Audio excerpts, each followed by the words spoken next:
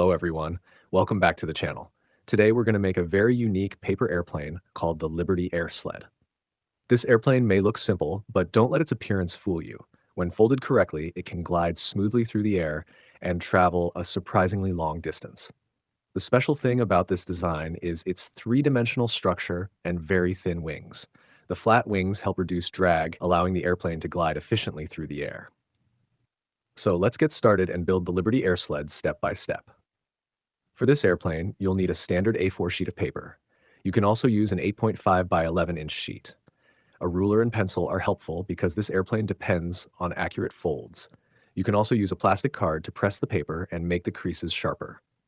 First, fold the paper in half by bringing the right edge to the left edge. Make a clean crease, and then open the paper again. Next, bring the top edge toward the center line. Don't crease the entire fold. We only need a small reference mark near the corner. Open the paper again. Now from that reference point, measure about 6 centimeters and make a small mark. Use the same measurement on the other side and make another reference mark. Now use your ruler to create the next folds. Keep the edges as straight as possible and make sure both sides are symmetrical. Press the folds firmly. Next, fold these sections back along the existing creases. Be careful here because several layers of paper will overlap. Keep the layers in their correct positions while making the fold. Once everything is aligned, press the crease firmly.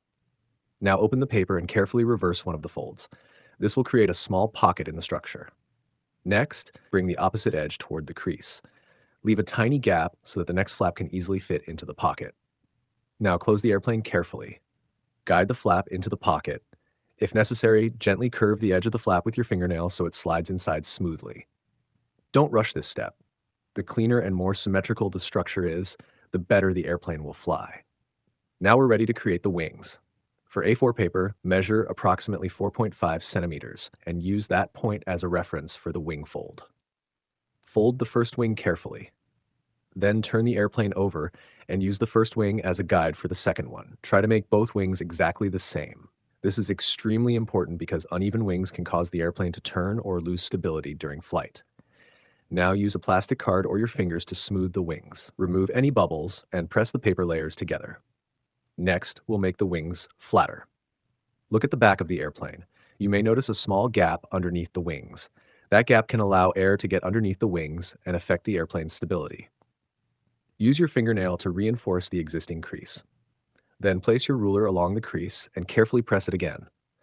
This creates a small recessed section where the wing can sit. Repeat the same process on the other side. Now the top of the airplane should be much flatter and smoother. Finally, we need to create the winglets. Winglets help improve the stability of the airplane. Make a small mark about 1 centimeter from the wing edge and fold the winglet upward. Repeat the same process on the opposite wing. Check both winglets carefully. They should be approximately the same height and stand straight. Your Liberty Air Sled is now complete. Before the first flight, check everything one more time. Make sure both wings are straight, the body is flat, and the winglets are symmetrical. Now give the airplane a smooth and controlled throw. Don't throw it too hard.